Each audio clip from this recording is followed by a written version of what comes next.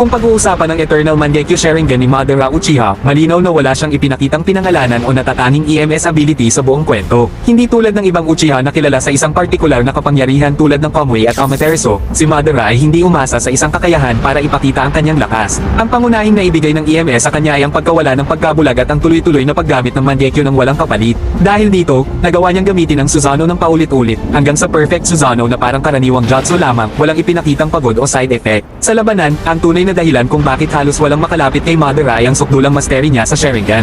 Ang kakayahan niya magbasa ng galaw ng kalaban, mabilis na reaksyon, at eksaktong timing ay bunga ng kanyang karanasan at malalim na kontrol sa kanyang kapangyarihan, hindi ng isang hiwalay na EMS ability. Sa huli, malinaw na ang Eternal Mangekyo Sharingan ni Madara ay hindi tungkol sa dagdag na kakaibang kakayahan, kundi sa kalayaang gamitin ang lahat ng Mangekyo power sa pinakamataas na antas ng walang limitasyon. Kaya hindi niya na kailangang magpakita ng EMS ability, ang mismong presensya ni Madara sa labanan ay ang patunay ng kanyang tunay na lakas.